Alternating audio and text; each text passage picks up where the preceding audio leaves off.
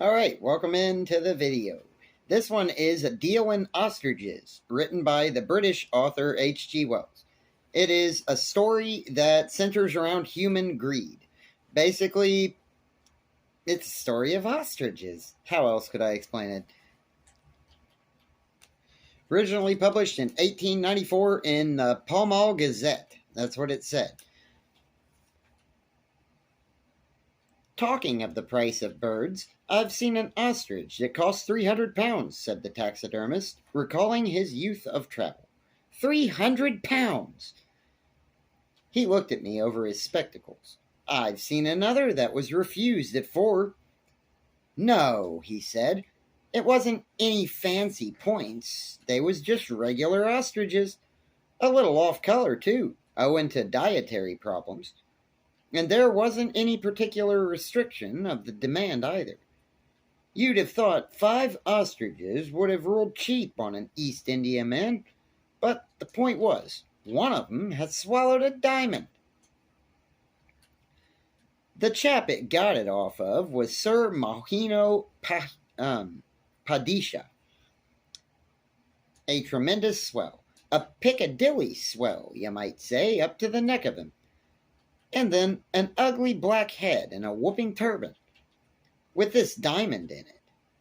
The blessed bird pecked suddenly and had it, and when the chap made a fuss, it realized it had done wrong, I suppose, and went and mixed itself with the others to preserve its incognito.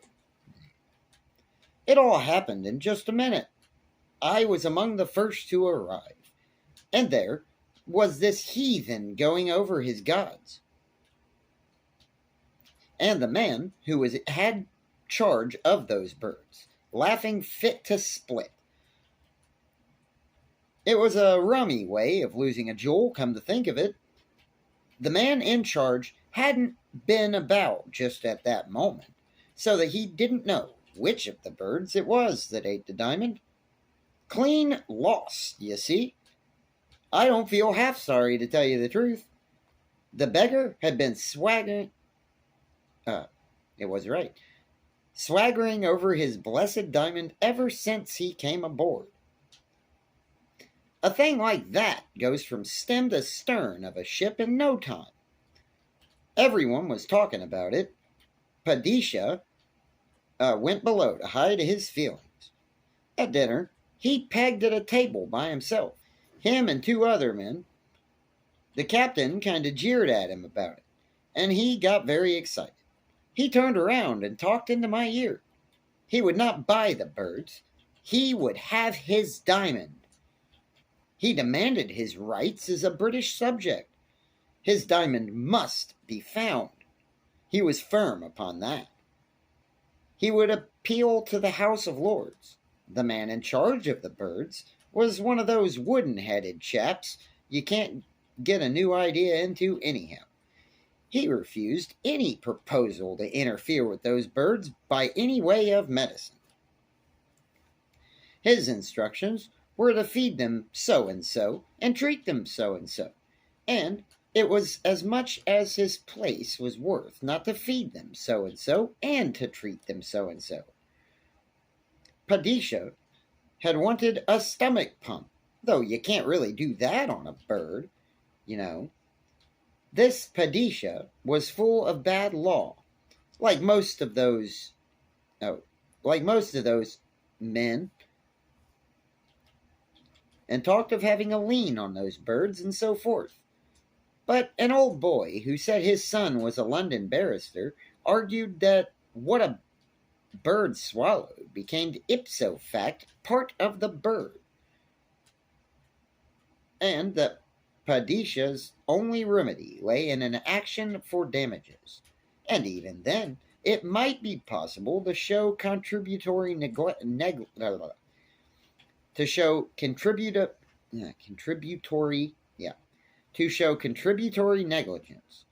He hadn't any right of way about an ostrich that didn't belong to him.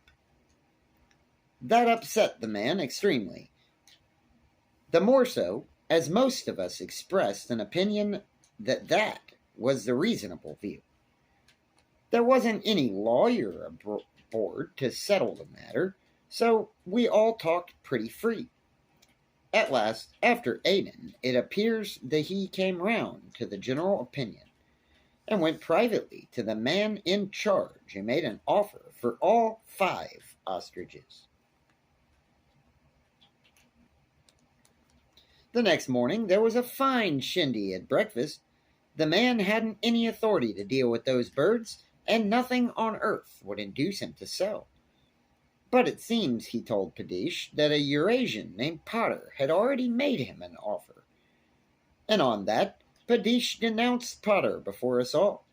But I think the most of us thought it was rather smart of him, and I know that when Potter said that he'd wired at Aden to London to buy the birds, and would have an answer at Suez, I cursed pretty richly at a lost opportunity. At Suez, Padish gave way to tears, actually wet tears, when Potter became the owner of the birds, and offered him 250 right off for the 5, being more than 200 being more than 200% on what Potter had given. Potter said he'd be hanged if he parted with a feather of them, that he meant to kill them off one by one and find the diamond. But afterwards, thinking it over, he relented a little. He was a gambling hound. Was this Potter a little weird at cards? And this kind of prize packet business must have suited him down to the ground. Anyhow, he offered for a lark to sell the birds separately, to separate people by auction at a starting price of 80 per bird. But one of them, he said, he meant to keep for luck. You must understand this diamond was very valuable indeed. A little diamond merchant, who was with us, had put it at 3,000 or 4,000 when Padisha had shown it to him, and this idea of an ostrich gamble caught on. Now it happened that I'd been having a few talks on general subjects with the man who looked after these ostriches, and quite incidentally, he said one of the birds was ailing, and he fancied it had indigestion.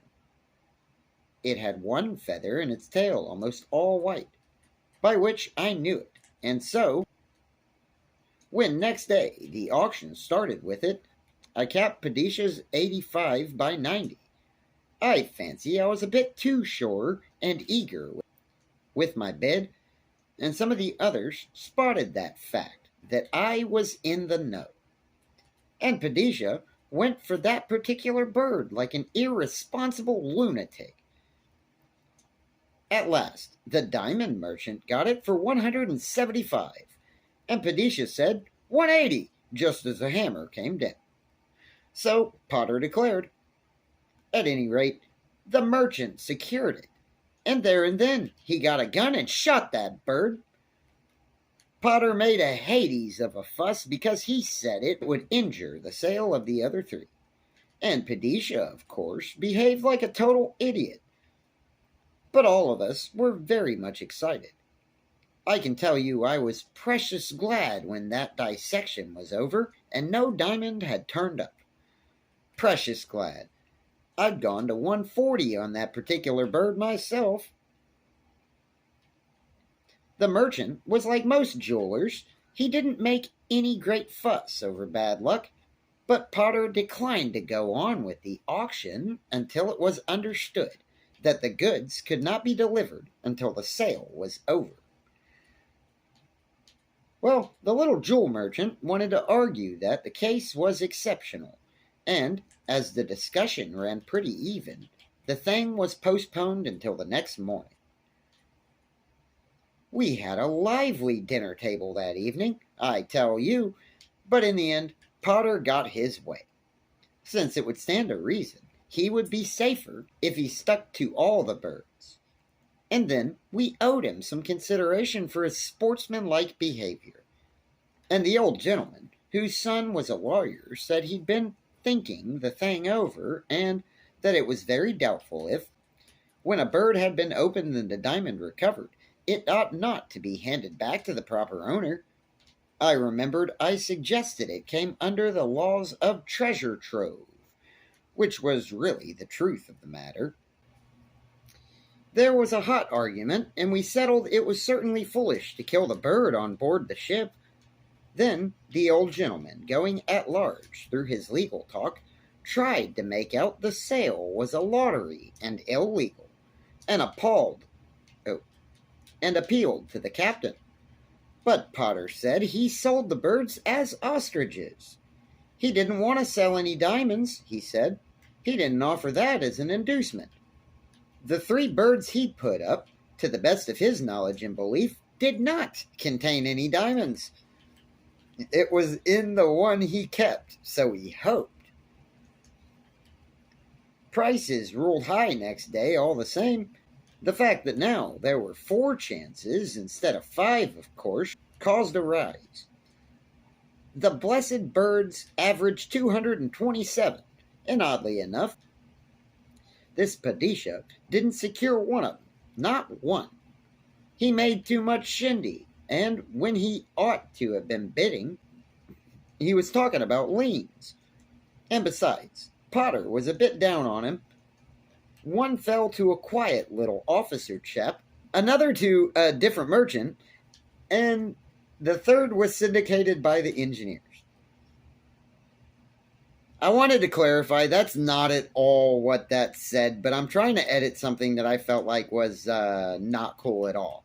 He kept identifying him as the Jew, and I'm like, I'm sorry, but that is anti-Semitic, and I'm not saying that, because that's not how I feel. I don't care if that's what he meant or not, I'm not doing it. Anyway, where was I? And then Potter seemed suddenly sorry for having sold them, and said he'd flung away a clear £1,000, and that very likely he'd draw a blank, and that he always had been a fool.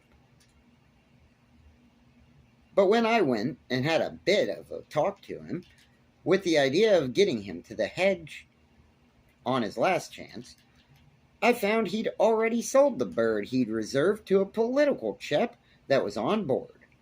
A chap who'd been studying Indian morals and social questions in his vacation. That last was the 300-pound bird. Well, they landed 3 of the blessed creatures at Brindisi, though the old gentleman said it was a breach of the customs regulations, and Potter and Padisha landed too. That man seemed half mad as he saw his blessed diamond going this way and that, so to speak. He kept on saying he'd get an education. He'd had education on the brain, and giving his name and address to the chaps who'd bought the bird so that they'd know where to send the diamond. None of them wanted his name and address, and none of them would give their own. It was a fine row, I can tell you. On the platform, they all went off by different trains. I came on to Southampton, and there I saw the last of the birds as I came ashore. It was the one the engineers bought, and it was standing up near the bridge, in a kind of crate, and looking as leggy and silly a setting for a valuable diamond as ever you saw. If it was a setting for a valuable diamond, how did it end? Oh, like that? Well, perhaps. Yes, there was one more thing that may throw light on it. A week or so after landing, I was down Regent Street doing a bit of shopping, and who should I see arm in arm and having a purple time of it but Padisha and Potter? If you come to think of it, yes, I've thought of that. Only, you see, there's no doubt the diamond was real, and Padisha was an eminent, well-to-do Indian man. I've seen his name in the papers often, but whatever. The bird swallowed the diamond certainly is another matter, as you say. All right, well, that's the story. Please like and subscribe if you want to.